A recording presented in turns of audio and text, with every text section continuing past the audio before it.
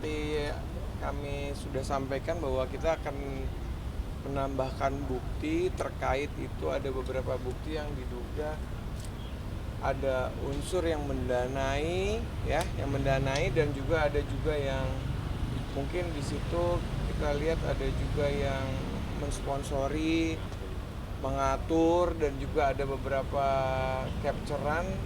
Terus kemudian ini masih diduga ya, tapi kita hari ini mengumpulkan bukti, makanya hari ini Katasi sama Habib ingin menambahkan. Bahkan kita juga ada bukti tambahan tadi apa rekaman yang suara, ya, rekaman yang suara, diduga rekaman tulisan, rekaman tulisan. Ini bukti ini ya, pembayaran rekening semua kita mau lampirkan semua ke bukan transferan gaji ya, transferan pendanaan ke orang-orang itu dari yang saya bilang dalang gitu itu. Ya, jadi kami ingin mempertegas, membuktikan bahwa memang klien kami, apa berita yang kemarin disampaikan itu berita yang tidak benar. Transferan itu terhadap kemarin korban yang 2 itu? Ya, saya nggak berani sebut, tapi yang pasti kita menambahkan bukti terkait bukti siapa diduga ada yang mendalangi, diduga ada yang mendanai, dan juga diduga ada yang juga merencanakan semua ini yang akibatnya mencemarkan nama baik klien kami. Seberapa yakin nih Bang, mungkin dari Katasi sendiri ada yang menunggangi kasus ini?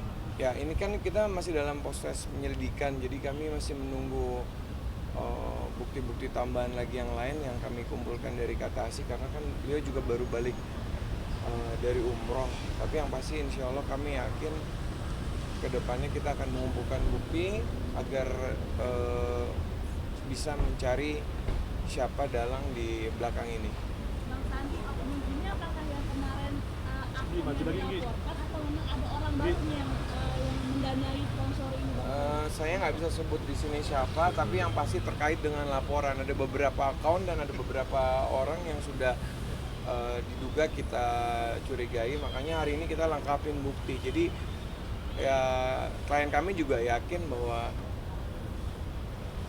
bukti-bukti yang kita lampirkan hari ini adalah bukti-bukti yang akan membuka ke depan bagaimana caranya supaya kita juga bisa mengetahui siapa pelaku di belakang kasus ini, dan juga memberikan informasi dan juga memberikan mendanai ya mungkin ya.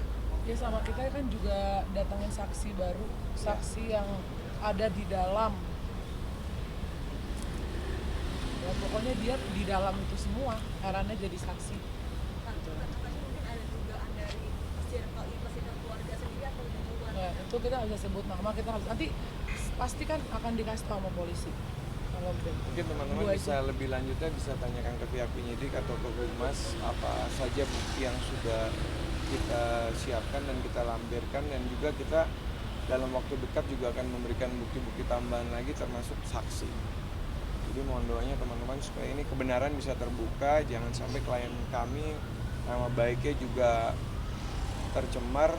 Nah, kami ingin segera membersihkan nama baik klien kami agar dengan adanya proses penyidikan nanti ke depannya bisa terbukti siapa sebenarnya dalang dari pelaku terkait laporan kita yang kemarin. Ada penambahan pasal nggak? Katanya kan ada yang termasuk aliran dana segala macam selain pencemaran nama baik. Sementara kita baru ngajuin bukti, kita mengajukan bukti dan saksi, tapi yang diduga itu kami sudah ada mendapatkan gambaran dan juga informasi dari Katasi dan dari Habib.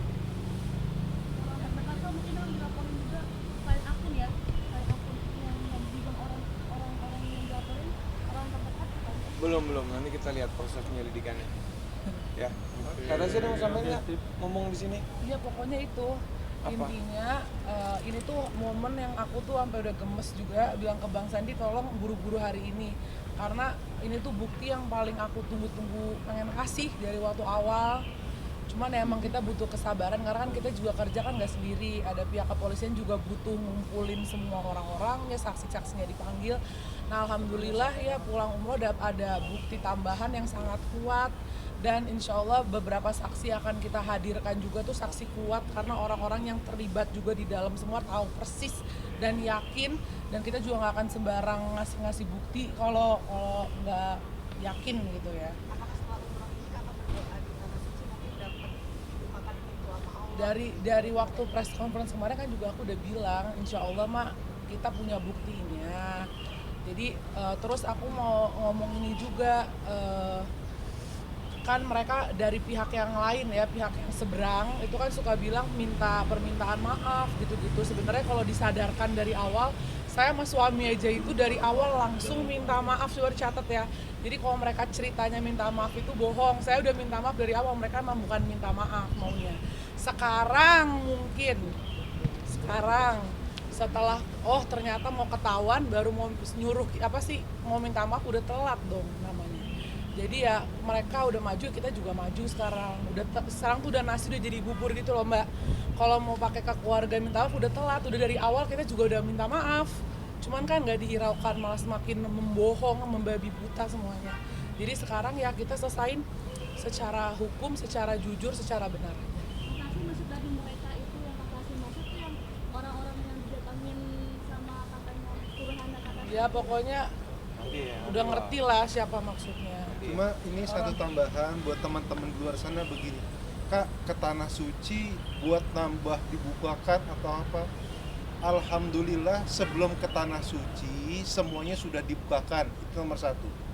Nomor dua, terus kenapa kakak tidak bawakan semua kembali? Kalau kita mau barbar dari awal lempar ke publik semua yang kita punya, selesai. Betul. Cuma kan tujuan kita bukan untuk menyelesaikan secara kemenangan kita, versi kita pribadi atau versi sebagian netizen, tapi kita pengen benar secara hukum. Dan kalau benar secara hukum prosesnya, walaupun kita bermasalah sama satu orang, tidak bisa semuanya kita lempar ke publik menentukan, itu tidak mau menyelesaikan secara hukum.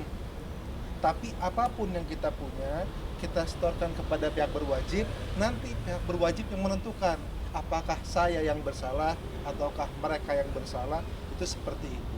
Tapi hikmahnya dengan masa seperti ini kita jadi punya waktu untuk ibadah, itu yang kita syukuri. Mungkin kalau tidak ada masa ini, kemarin kita belum tentu umroh. Alhamdulillah juga ada teman kita satu di sini, mana ada sini dak? Ini alhamdulillah salah satu orang yang keluarganya sama tim Katas yang baru iri. Kak, kakak kok bisa dalam setahun sampai 2 kali umroh? Kenapa bisa begini? Sini dak.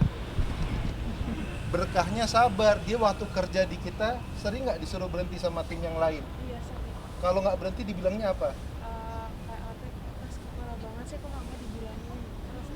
Oh iya, dibilang katanya keras kepala banget, kok nggak mau dibilangin, mesti kok nggak mau ikut dengar kata-kata mereka. Bisa dibilang juga, diajak untuk berhenti, kalau nggak dibilang pengkhianat bukan? Iya, Pengkhianat. Alhamdulillah dia namanya orang bekerja, tidak ada kerja, tidak ada keluhan.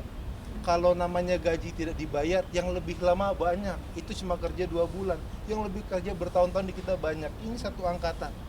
Dari awal memang yang niat keluar, memang niat keluar, yang niat tidak baik, tidak baik. Dia disuruh keluar, tidak keluar. Dibilang pengkhianat, dia bersabar. Bukan 1-2 Pak, tekanan di tempat kerja sampai 5-6 orang keluar.